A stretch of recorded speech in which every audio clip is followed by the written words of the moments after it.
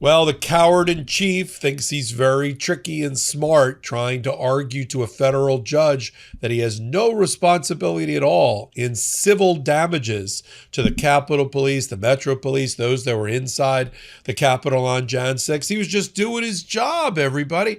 Remember on the Ellipse, his speech? He was just being presidential, arguing that all these people that he knew were armed should whip themselves up into a frenzy. He pointed them at the Capitol and said, now let's go down there and make Congress do its job. Well, that's not part of being the president. And if it's outside the core presidential functions under the Constitution or powers stretched to their outer boundaries, you don't have civil damages immunity. Now, all the immunity conversations we've had in the past have been about criminal immunity. When can a president be prosecuted? And there are some very rare circumstances after the United States Supreme Court bailed out Donald Trump when he can be. But that doesn't mean civil damages in a lawsuit brought in this case by Met Police and Capitol Police and people that were inside the building, like legislators, all pending in a case since 2021 in front of Judge Maida. That doesn't mean that those cases are over. So Donald Trump has had to reach into a new tool bag and a new filing and argue that he's got what's called Westfall immunity, meaning I'm a federal employee, badge number 1. I was just doing my job as president when I gave that speech that got everybody all hot and bothered and pointed them at the Capitol. But what is that job? Because there is no election or certification of votes, electoral college role of the president. He's at that point just a kibitzer. He's just a campaigner in chief. He's just there as candidate Trump trying to convince everybody that he won the election. That's not a presidential function. And this fight about whether Westfall immunity, named after a case, applies or not. Because if you're a federal employee doing your federal job within the scope of your duties, stretched to its outer boundaries, in other words, giving you the benefit of the doubt, you may be immune, meaning the government steps in your place. The United States of America becomes the defendant. You can't sue the government without its permission. Case is dismissed. That's what Trump is trying for now. And in the new filing, even though 2 of the other defendants in the case are entities that don't have immunity, that are controlled by Donald Trump, a PAC, Make America Great Again PAC, and the Donald J. Trump for President Incorporated, right? They were sued because they have no immunity. They're not federal employees, and they're obviously trying to get Donald Trump elected. Donald Trump doesn't want to sit for a deposition. Who could blame him? To talk about Jan 6th again and have documents and information exchanged in what we call discovery until the federal court, appellate courts decide on his Westfall immunity request. But why should a judge deny justice for those inside the building who've been waiting more than 6 years? Why can't they have their documents? Why can't there be depositions of the Trump PAC and the president, Donald J. Trump for president PAC? Why can't they sit and give over their documents and information? Why can't all of that happen while Donald Trump litigates over his immunity? This is all about Donald Trump trying to rewrite history again. And when I show you and remind you of the clips of Donald Trump on Jan 6th on the Ellipse, I don't think can be any dispute that he's outside his presidential authority, just as Judge Maida already ruled. I'll catch you up on the new filings and what it means for justice here on MeidasTouch and Legal AF. I'm Michael Popok. Take a minute, hit the free subscribe button, both places, here and on Legal AF YouTube channel. Okay, these cases were consolidated. They're in front of Judge Maida, started by members of Congress, started by Metropolitan and Capitol Police, all put together. Recently, in the last month, Judge Maida ruled, I'm not waiting around any longer for discovery. That's the next phase in the case. Could you believe this case has been sitting around for 6 years? And because of all the appeals by Donald Trump and delay tactics, they haven't done anything to progress the case forward. It's not even out of the starting blocks. And now it's time. And Judge Maida said it's time because justice delayed is justice denied. Time for people to swear in under oath. Time for people to give depositions, time for documents to be exchanged and information to be exchanged to prepare this case for trial. Donald Trump doesn't want that. So he filed a notice that that to have the United States substitute in for him. It's called a Westfall notice. And what it says is the Department of Justice, controlled by Donald Trump, has looked over the allegations of the complaint, and they believe that Donald Trump was within the course and scope of his duties as president as a federal employee on Jan 6th. And we now want to come in for him and have the case dismissed outright. How convenient that Donald Trump's own Department of Justice, apparently no conflict, a guy by the name of Salvatore D'Alessio, director of the Torts Branch, Civil Division, United States Department of Justice, has certified that he was acting within the course and scope of his duties when he was telling people to go storm the Capitol. Just to show you the continued conflict theme here, one of Donald Trump's own lawyers or law firms representing him and his PAC and his Trump for President Incorporated is Jonathan Shaw of Dillon Law Group. Dillon Law Group. Sounds familiar, right? Yeah, because that's a firm that's owned and controlled, or at least was founded by Harmeet Dillon. She's the head of the Civil Rights Division for the Department of Justice. Oh, yes, she is. And her law firm is still out there taking MAGA causes. And there's no conflict. You would think somebody would say, isn't it wrong for a president to be using his current Civil Rights Division head, who's trying out to be the Attorney General, using her law firm for his personal matters? Yeah, it sounds terrible, but yet it continues. Now, what's up right now with Judge Maida is a new, that was just filed in the last day, joint motion to stay brought by Trump and all his little Trumpers. And what they're arguing is to the judge, while Donald Trump's issue about whether he has immunity from civil suit under the Westfall doctrine or not is pending, the whole case should just be trapped in amber. Nothing should happen. And I don't think that's the way, based on my experience in federal court, it should work. Judge Maida has to recognize this has been a 6-year odyssey for the plaintiffs. They're suing for intentional infliction of emotional distress, assault and battery, civil conspiracy. It's time to move this part of the case forward into the next phase. If Donald Trump is successful through a round of appeals over the next year about proving that whatever he did and said, and I'll show you a clip in a minute, is okay, it gives him immunity, so be it. The case continues against the other two Trump entities.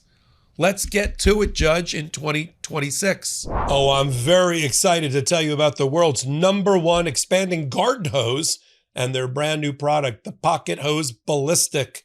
I used to have to buy a new hose every year due to kinks and tangles, but the Pocket Hose Ballistic is the upgrade I've been looking for my entire life. It's the toughest pocket hose ever built.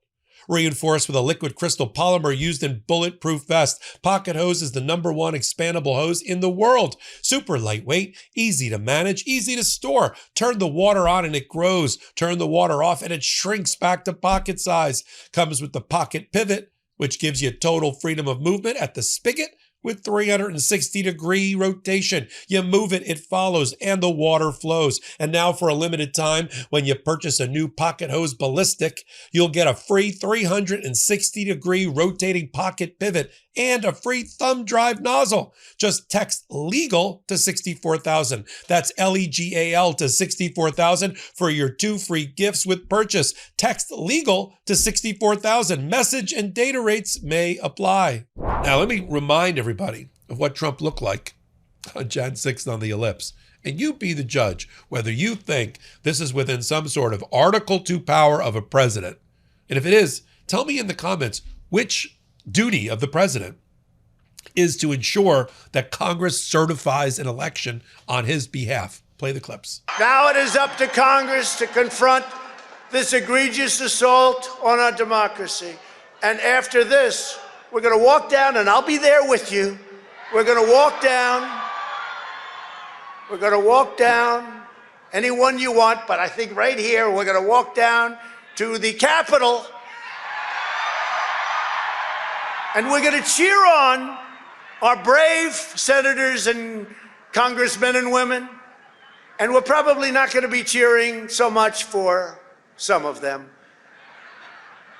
because you'll never take back our country with weakness. You have to show strength, and you have to be strong. We have come to demand that Congress do the right thing and only count the electors who have been lawfully slated. Lawfully slated. I know that everyone here will soon be marching over to the Capitol building to peacefully and patriotically make your voices heard. Today we will see whether Republicans stand strong for integrity of our elections, but whether or not they stand strong for our country. Our country. Our country has been under siege for a long time, far longer than this 4-year period. We've set it on a much straighter course, I thought, 4 more years, I thought it would be easy. Come to demand that Congress do the right thing and only count the electors who have been lawfully slated. Lawfully slated. I know that everyone here will soon be marching over to the Capitol building to peacefully and patriotically make your voices heard. Today we will see whether Republicans stand strong for integrity of our elections, but whether or not they stand strong for our country.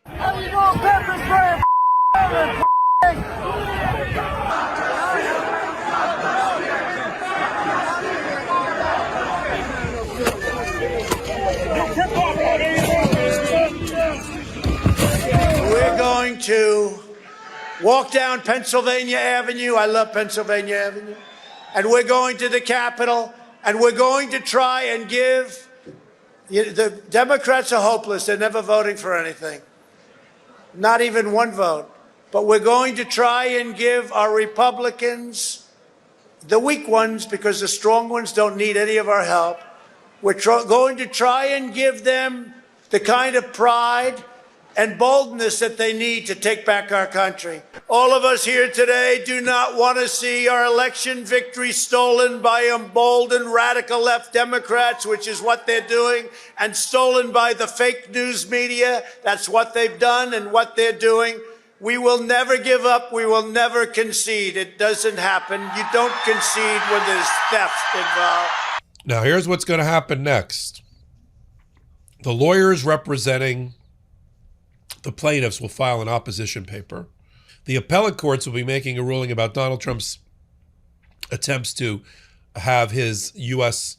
Department of Justice assert immunity on his behalf.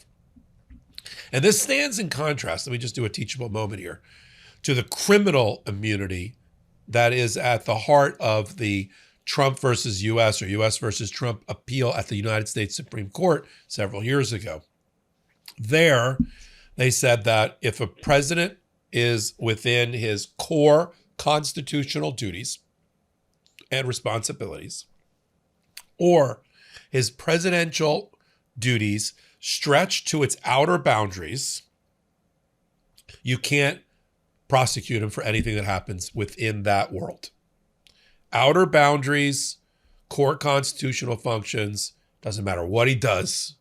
That's why they got into the debate at the oral arguments about, well, what if while doing one of his core functions, he commits a crime? Like, I'm the commander in chief, so I'm going to command SEAL Team 6 to shoot Joe Biden. Is that okay? So there was those weird hypotheticals that all came out during that oral argument.